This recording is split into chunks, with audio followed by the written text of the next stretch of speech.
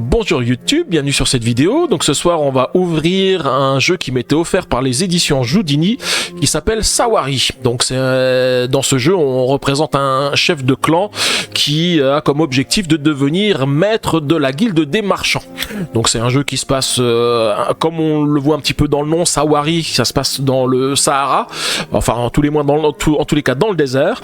Et en fait c'était un super jeu que j'avais découvert lorsqu'Army-Quan avait fait un événement par rapport à Sawari, parce que lors de sa sortie sur BGA, parce que ce jeu est disponible sur BGA, hein, si vous avez envie de le tester vous pouvez jouer chez BGA, sur BGA. En tous les cas moi j'ai fait beaucoup de parties sur BGA, donc le jeu me plaisait bien. Et puis la dernière fois quand j'étais chez Army-Quan, il y avait le jeu à gagner. Je me dis j'ai participé mais j'ai pas gagné. J'ai dit dommage, parce que depuis le temps que j'aimerais bien avoir ce jeu, je ne l'ai pas encore. Et puis il y avait Florent des éditions Houdini qui était présent ce soir-là et qui m'a proposé de me l'envoyer pour que je fasse une petite présentation. Alors ce sera pas qu'une petite présentation, hein, parce que ce soir je fais l'unboxing, mais on peut jouer en solo. Donc il y aura également des lives un peu plus tard pour jouer au jeu. Donc je regarderai ça pour le planifier un peu plus tard. Voilà, en tous les cas n'hésitez pas à laisser un petit pouce bleu et des commentaires, et on se retrouve à la fin de la vidéo.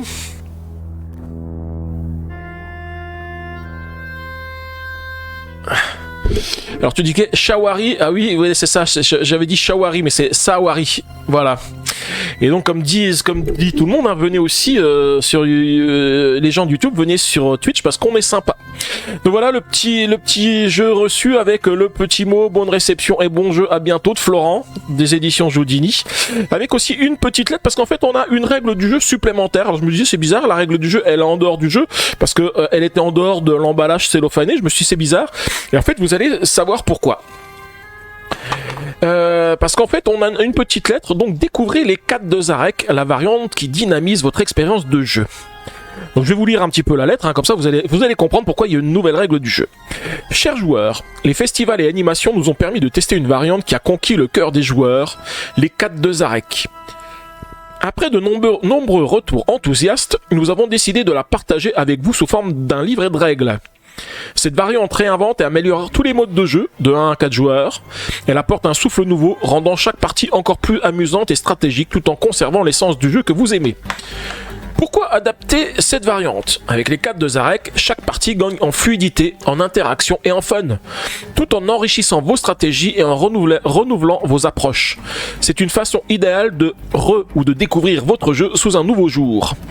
Nous espérons que cette variante deviendra l'une de vos favorites et qu'elle saura ravir autant les nouveaux joueurs que les vétérans.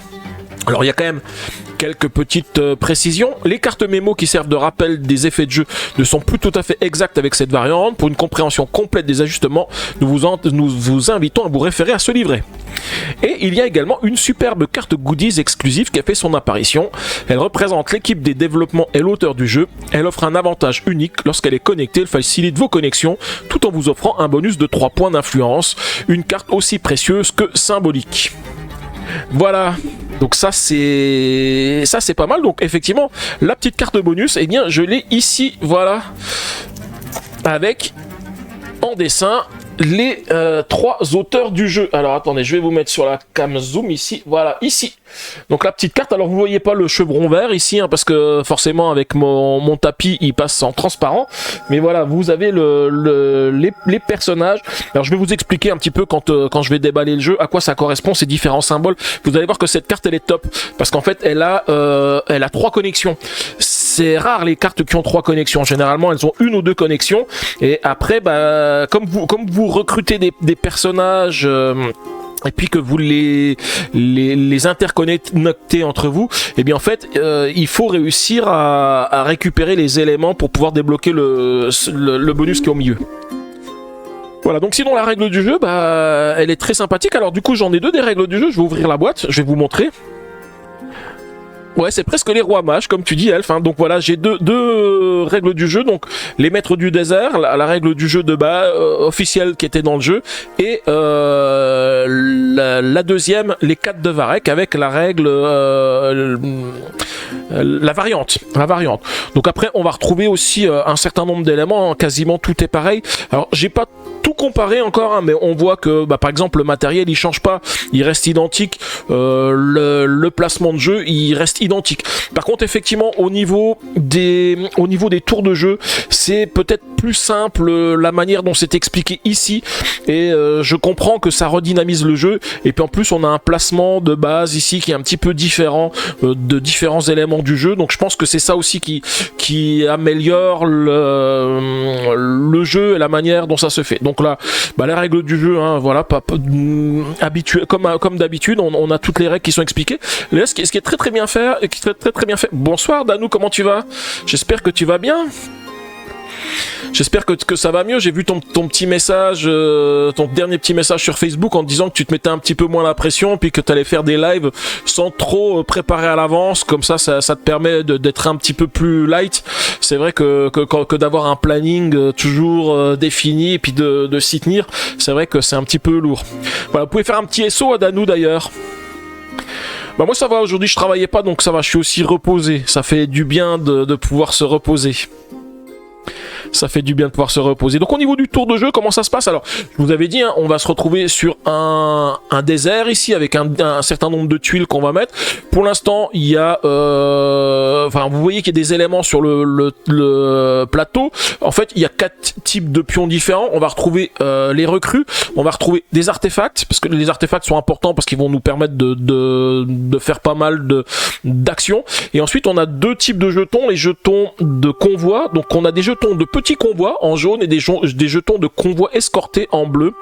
La différence entre les deux, c'est que les petits jetons, ça donne un bonus moyen, on va dire, alors que les jetons escortés vont donner un bonus, on va dire normal, un bonus fort, ou des avantages, parce qu'il y a des points négatifs dans ces jetons, et on pourrait récupérer des jetons négatifs. Voilà, sinon on a des tuiles, on a des chameaux, vous allez voir, il y a pas mal de chameaux, parce qu'en fait c'est un petit peu notre tour de jeu, c'est ce qu'on fait lors de notre tour de jeu. Alors je vois que vous parliez de cuisine, hein, je suis moins aubergine à cause de la consistance, et j'ai vu qu'il y en a certains qui parlaient endives au jambon. Moi j'avoue que j'aime pas trop les endives, donc ah oui, et puis les endives, les chicons, ça c'est pour ceux qui sont du Nord. Tu es du Nord, Dark Xanax? Parce que j'ai un ami qui est du Nord, donc du coup je sais qu'il parle souvent qui dit souvent chicon au lieu de parler d'endives. Et du coup, merci pour les SO. Donc il y a Elf et puis il y a mes 2 modos qui ont fait le SO. Merci beaucoup. Au niveau du tour de jeu, c'est simple, hein. Y a pas grand chose à faire, hein. C'est se déplacer, donc on va déplacer notre chameau. Ensuite, la tuile sur laquelle on a posé notre chameau, on va récupérer une ressource. Les ressources, c'est celles que je vous ai indiquées tout à l'heure, hein. C'est soit une recrue, soit un artefact, soit un jeton de convoi. Et ensuite, on va déplacer les chameaux de la guilde. En fonction du nombre de joueurs, on a des chameaux de la guilde qui sont placés. Le fait de placer les chameaux de la guilde, ça va permettre de bloquer certaines tuiles, voire de bloquer l'adversaire. L'adversaire pourrait se retrouver dans une situation de blocage. Et ensuite, on peut activer des effets. Activer des effets, c'est donc finir son tour, c'est quand on finit son tour. Ça, c'est le tour normal. Et puis, on a des effets optionnels qui sont indiqués ici en 5. Activer des effets. Et là, on va pouvoir faire tout un tas d'effets différents. Mais je vais vous expliquer après comment ça se passe dans le jeu. Voilà. Et puis, tout expliqué. On a collecté, déplacé la guilde, finir son tour, activer des effets. Donc voilà, jetons convoi, les effets de stock, les cases artefacts, les pièces recrues, les jetons attaque. On a une description des effets des joueurs, parce qu'en fait on a plusieurs effets qui peuvent se produire. Donc les effets, tout est expliqué, tous les effets. Chameau ou dromadaire, alors on nous parle de chameaux. C'est 4 chameaux, il y a 2 boss, donc c'est bien des chameaux. Voilà, ensuite on peut aussi attaquer les adversaires, et puis la fin de partie, c'est parce qu'en fait les tuiles au fur et à mesure elles vont se vider. Dès qu'une tuile est vide, qu'il n'y a plus de ressources à collecter dessus, on la retourne, et dès qu'il n'y a plus que 6 tuiles qui sont face visibles, donc avec des ressources disponibles, la partie s'arrête. On doit tous avoir joué le même nombre de tours, et puis ensuite on s'arrête. Et puis après, il y a pour le mode solo, alors c'est pareil pour le mode solo, il va falloir que je regarde ça, parce qu'il y a un mode solo qui est assez complet. Je sais pas s'il y a le mode solo sur BGA. Je voulais aller voir, et j'ai pas eu le temps cet après-midi. Je me suis dit je vais peut-être aller voir avant de commencer, mais ça serait bien que le mode solo soit sur BGA, parce que j'avoue que ça me permettrait d'apprendre les règles et puis d'avancer. Voilà, et puis sinon on va retrouver ici les différents maîtres de clan, parce qu'en fait c'est un jeu asymétrique. On va pas tous commencer avec le même personnage. Donc vous voyez, il y a le marchand, la diplomate, le brigand, l'espionne, le trafiquant, l'explorateur, et en fait chacun a un personnage différent, une guilde différente de départ, et sa manière de gagner de l'influence est différente. Par exemple, le marchand, lui, il va gagner des points d'influence chaque fois qu'il a un couple de 2 artefacts. Un couple de 2 artefacts, ça augmente son influence de 1. La diplomate, elle, ça sera les cartes de recrues. Les cartes de recrues, c'est les personnages qu'on va je veux dire, embaucher pour qu'ils nous aident. Alors attendez, je regarde de voir, live sauvage égale live non programmé. Ah oui, parce que c'est ça que demandait Draxlen. Voilà, oui, c'est ça. C'est ça, en fait, il va faire juste des lives non programmés maintenant, pour que ça soit un petit peu plus souple pour lui. Parce que c'est vrai que quand on a un programme, c'est un petit peu contraignant. Hein. C'est vrai que moi je le vois, hein, j'ai aussi je fais aussi un programme. Et donc du coup, quand il y a quelque chose qui va pas, il faut déprogrammer. Moi ça m'est arrivé une fois là, il y a pas longtemps parce que j'étais fatigué, donc j'ai annulé, mais voilà, ça permet, voilà. Tous les dromadaires sont des chameaux, mais pas l'inverse. Oui, c'est ça. Tant que c'est la bosse qui perd le dromadaire, ça va. Si dans 5 minutes j'ai envie de lancer un live, eh bien je le lance demain ou dimanche. Ouais, c'est ça, c'est surtout pour voir si je tiens ou si les émotions ça traverse, ça m'évite de devoir annuler un stream. Mais je te comprends tout à fait, hein, parce que c'est un petit peu dommage quand tu prévois des streams et puis que tu annules. Après t'as les gens qui sont déçus. Au moins là, il y a personne qui est déçu, parce que si tu lances un stream, et hop, les gens qui sont présents, ils iront te rejoindre, et puis il y aura pas de souci, et on est moins déçu que quand tu annules. Voilà, et puis il y a une petite aide de jeu aussi à la fin du livret. Alors je crois que l'aide de jeu, elle est à peu près là. Ah non, elle est pas la même que celle qui est ici, bien sûr, parce que les tours de jeu ont évolué, donc voilà, c'est un petit peu différent. Par contre, là on voit effectivement les jetons convoi, hein. Vous voyez les petits jetons convoi, il y a que des bonus, et puis ici il y a de gros bonus, hein. Il y a même des choses qu'on reçoit en double, mais par contre il y a tous ceux qui sont en rouge ici, ce sont des effets négatifs avec des points négatifs. Oui, j'en ai marre, quand je dois annuler, je suis encore plus mal. Oui, je te comprends, moi c'est pareil, quand je dois annuler, c'est pas super top. Bon, du coup, je vous ai décrit pas mal la règle du jeu déjà, et puis le but du jeu. On va regarder un petit peu le matériel. Alors, on a un petit livret aussi, extrait de voyage de Raël le Marchand. Donc, c'est une petite lecture, comme un mini roman, hein, qui est écrit dans l'univers de Sawari. Il me semble que la dernière fois, Armequan, il l'avait lu pendant leur live sur les livres. Voilà, en plus on a même les protagonistes de Sawari, les maîtres du désert. On retrouve Raël le marchand, Yasmine l'espionne, Hakim l'explorateur, Zoran le trafiquant, Samira la diplomate, et puis Radzik le brigand, Zarek le grand maître de la guilde. Et puis les 4 de Zarek. Là on nous donne aussi d'autres personnes. Alors peut-être qu'ils ont prévu bientôt avec les 4 de Zarek d'avoir de nouveaux personnages de base. L'important c'est que vous avant les viewers, c'est ça. Oui, c'est vrai qu'il faut pas qu'on oublie ça. On fait ça pour notre plaisir, et c'est quand même notre santé qui prime par rapport aux viewers. Je suis d'accord avec toi, Logan. Alors au niveau des punchboards, qu'est-ce qu'on va retrouver? Eh ben on va retrouver toutes ces différentes cases de désert, hein. Ici on a la case de la guilde. Alors la guilde c'est quoi? C'est un emplacement qui se trouve tout au milieu du plateau. Alors oui, c'est vrai que j'avais oublié de préciser. Il ne peut y avoir qu'un seul chameau sur chacune des cases sur chacune des tuiles. Il n'y a que au niveau de la guilde où on peut en avoir plusieurs, et c'est pareil, le nombre d'artefacts ou le nombre de recrues va être différent en fonction du nombre de joueurs. Donc là par exemple on a la tuile 3-4 joueurs ici, et normalement de l'autre côté on doit avoir la tuile 1 ou 2 joueurs. Vous voyez, il y a moins de recrues, il y a moins de cases d'artefacts, mais ça reste quand même la guilde, hein. Et n'oublie pas de boire, non t'inquiète, j'ai tout ce qu'il faut derrière, tout ce qu'il faut à côté. Donc voilà, on a pas mal de tuiles. Alors je vais pas les dépuncher en live, hein. Je vous montre un petit peu. On a ici les emplacements de ce qu'on met à chaque fois qu'on met en place les tuiles. Donc on aura des recrues, ici on aura des jetons de convoi fortifiés. Quand il y a les épées, c'est fortifié. Ça, ce sont des jetons de convoi, comment il l'appelle, neutre ou jeton de convoi, je me rappelle plus le terme exact. Jeton de convoi, de petits convois, voilà. Le petit convoi, et ça, ce sont les convois escortés. Et donc voilà les différentes tuiles que l'on va positionner, sachant que une fois qu'on a positionné tout notre jeu, on va ensuite mettre un artefact supplémentaire dans chacun des 4 coins du plateau. Et puis c'est bien évidemment quand on les retourne, voilà, on se retrouve avec des oasis. Sur les oasis, on peut positionner des chameaux sur les oasis. Hein. Quand on a un oasis, on va pouvoir le déplacer. Les convois de loin, les convois de loin, c'est ça. Par contre, sur ces cases-là, ce sont des cases de désert où on ne pourra pas s'arrêter.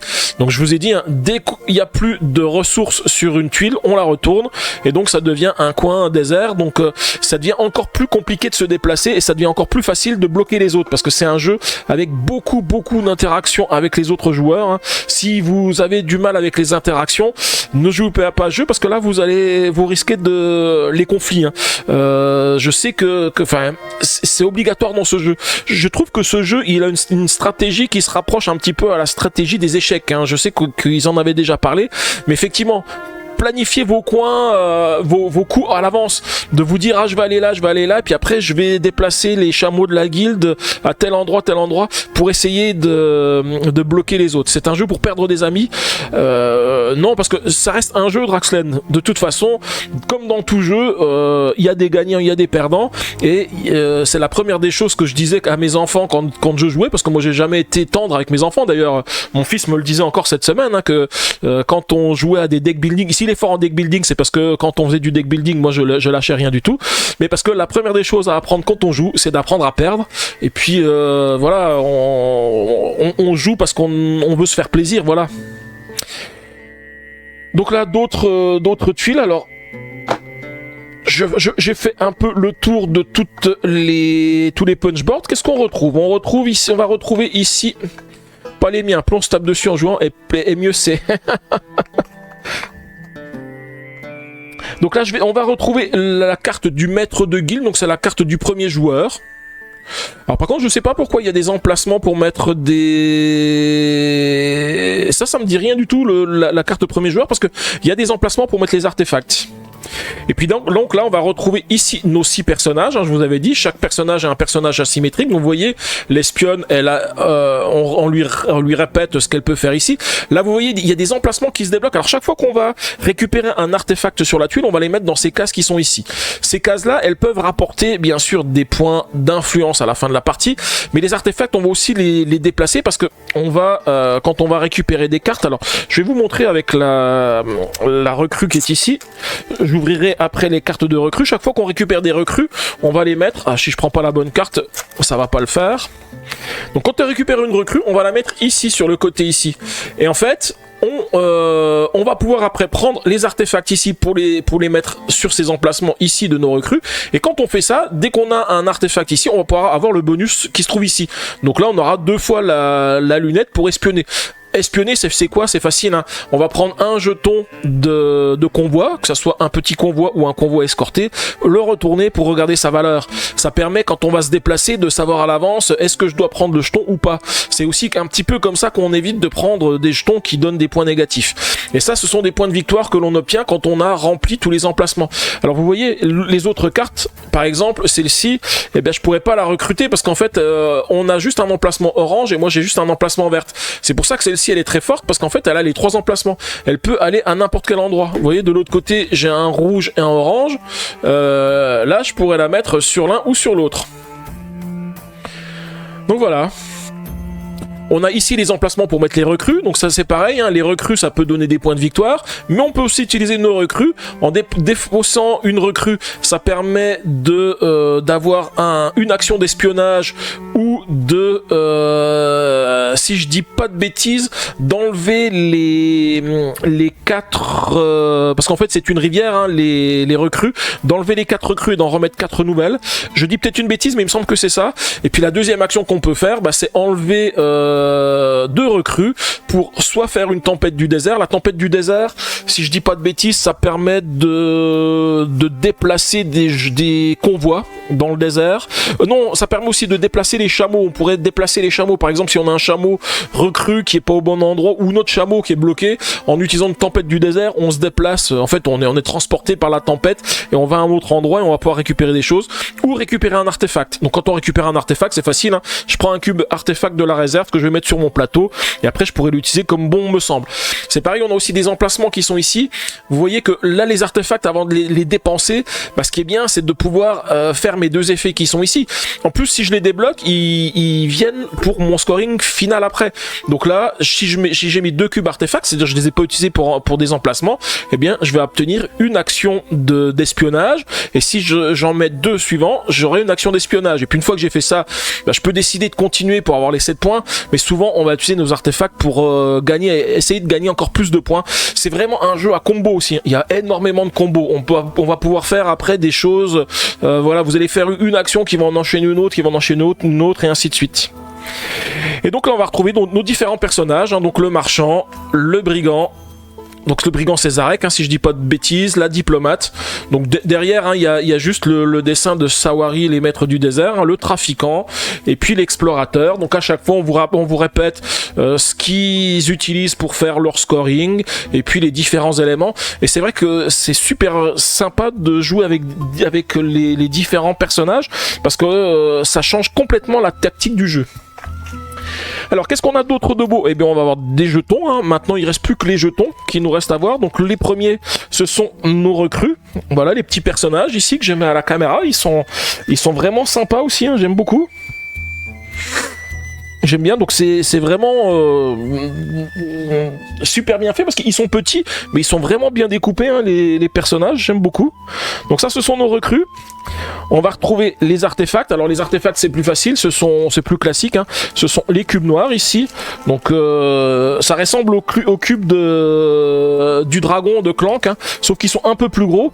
Et en fait, ils ont la taille... Alors attendez, qu'est-ce que j'ai fait de ma carte promo ici? Voilà.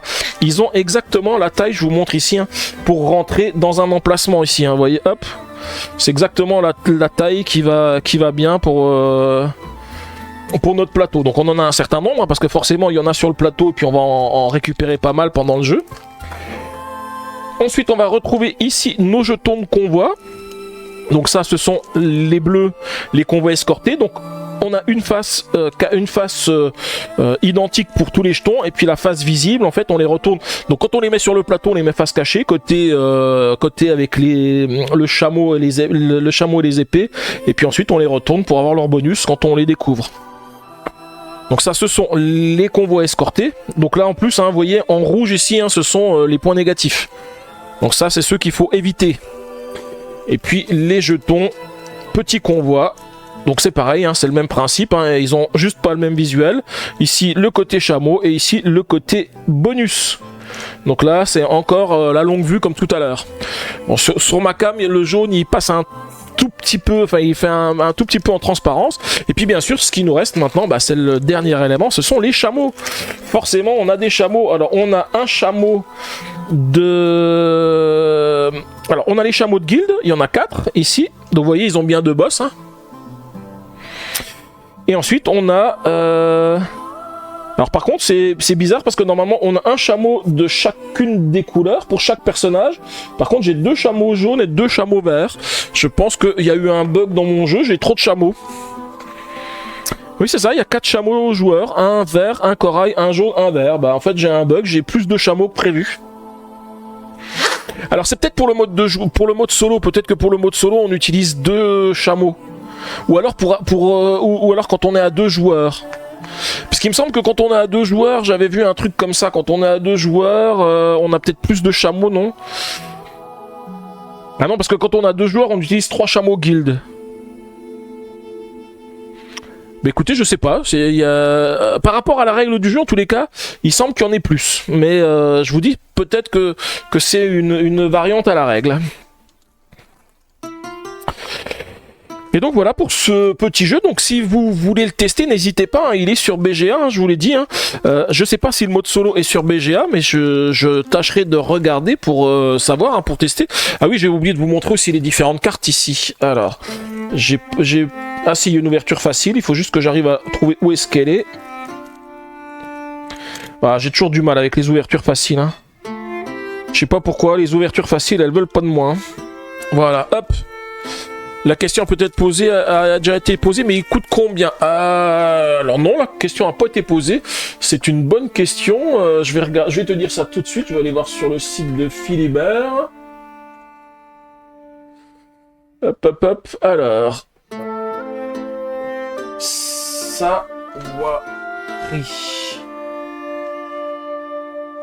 Il est à 31 € d'Anou. Donc voilà les différentes cartes, hein. Alors je vous montre, ce sont les différentes recrues, hein. Donc avec à chaque fois des effets qui vont s'appliquer dès qu'on va mettre un artefact. C'est-à-dire que si par exemple j'ai mes personnages qui sont ici, bah là quand je vais mettre un artefact, je vais gagner un point d'influence. Ici c'est un point d'influence.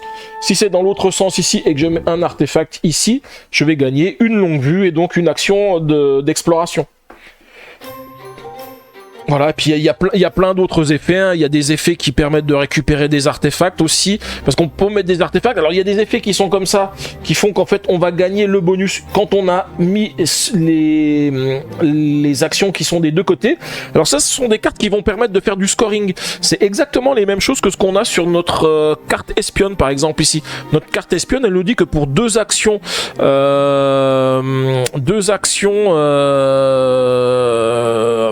lanterne, pas lanterne, longue vue qu'on a fait, on gagne un point d'influence. Et bien celle-ci, elle fait la même chose. Donc si on arrive à faire ça, et bien le scoring qu'on a fait pour l'espion, on va le doubler. Bonsoir Antares, j'espère que tu vas bien. Comme dirait Elf, coucou Monsieur Orange, pas de version solo sur BGA, je viens de regarder. Ah, c'est dommage qu'il n'y ait pas la version solo sur BGA. Mais il est très bien le jeu, hein, donc n'hésitez pas non plus à en faire des parties. Donc voilà, on a différentes cartes qui permettent de scorer. Ici, la même chose, mais avec deux recrues. Par couple de deux recrues qu'on a récupéré, eh bien on va gagner un point de victoire. Et je crois qu'il y a un des personnages qui fait la même chose. Hein. Où est-ce qu'il est? C'est pas le marchand, c'est pas le brigand, c'est le diplomate. Voilà, le diplomate, lui c'est pareil, il fait exactement la même action avec un couple de recrues. Ouais, bon, je veux pas vous faire le tour de toutes les cartes, hein. À chaque fois on a tout plein de choses, tout plein d'effets supplémentaires qu'on peut débloquer, hein. Et on peut même débloquer des artefacts, hein. Donc si par exemple j'ai ces deux cartes là qui sont associées, bah, dès que je vais mettre un artefact ici, je vais en récupérer deux autres. Donc c'est pour ça que je vous dis, ça déclenche plein de combos, c'est vraiment un jeu à combo. Alors qu'est-ce que je regarde encore d'autre? On a ici donc dans les cartes, qu'est-ce qu'on a? On a les cartes d'aide de jeu, donc c'est celle où on nous a dit que les cartes d'aide de jeu sont un petit peu moins utiles, puisque avec la variante les cartes de Zarek, l'aide de jeu est plus tout à fait à jour. Donc il faudra que je regarde, hein, parce que pour moi ça doit être valable, hein, ce qui nous dit prenez les artefacts, espionnez un jeton, prenez une carte de la zone de recrutement, gagnez des points d'influence, perdez des points d'influence, prenez un jeton qu'on voit. Je pense que c'est ce qu'il y a derrière ici qui est un petit peu différent, mais il faut que je regarde, il faut que je lise les règles du jeu. Ensuite, qu'est-ce qu'on a? On a la carte du premier joueur ici. Et puis ensuite, on a tout un tas de cartes qui viennent derrière. Alors ces cartes-là, je pense qu'elles sont pour le mode solo, avec des combinaisons où je vois il y a des déplacements. Vous voyez, ça je pense que ce sont uniquement des cartes du mode solo. Donc je verrai ça quand je ferai le mode solo. C'est pas un jeu premium, donc tout le monde peut y jouer. En plus, bah oui, c'est nickel alors. Cool, Draxlen. Donc voilà pour ce petit unboxing. Alors je range rapidement ça parce qu'après on a le deuxième qui nous attend, hein. Mais voilà, donc hâte de le déballer complètement. Je vérifierai que j'ai bien tout et puis je testerai le mode solo parce que comme c'est un jeu que j'aime bien, eh bien je ferai aussi des lives en mode solo, hein. Là on a fait l'unboxing, mais bientôt il y aura les parties, hein. D'ailleurs je pense que les parties ça sera dès que j'aurai fini, parce que c'est un jeu qui dure à peu près une heure et quart. Donc je pense que j'y jouerai dès que j'aurai fini les défis de Ancient Knowledge. Voilà, on va faire notre petit au revoir à YouTube. Au revoir YouTube, j'espère que cette vidéo vous a plu. Donc là voilà la présentation du jeu Sawarid des éditions Joudini, hein, qui m'a, comme je vous le dis, je vous l'avais dit, qui m'a été offert par les éditions Joudini justement. Voilà, donc un jeu que j'aime beaucoup parce que j'ai fait pas mal de parties lors d'un événement sur BGA, et donc là très hâte maintenant de découvrir le mode solo pour pouvoir très bientôt le faire en live pour vous montrer les pouvoirs des différents maîtres de guilde. Voilà, en tous les cas, n'hésitez pas à laisser un petit pouce bleu et des commentaires, et n'hésitez pas non plus à vous abonner à ma chaîne pour ne pas rater les vidéos que je ferai prochainement, donc à savoir les jeux en solo de Sawari, mais également tout ce que je fais actuellement, et en particulier ISS Vanguard, qui est quand même mon jeu favori de l'année dernière et de cette année. Voilà, en tous les cas, je vous dis merci, et je vous dis à bientôt.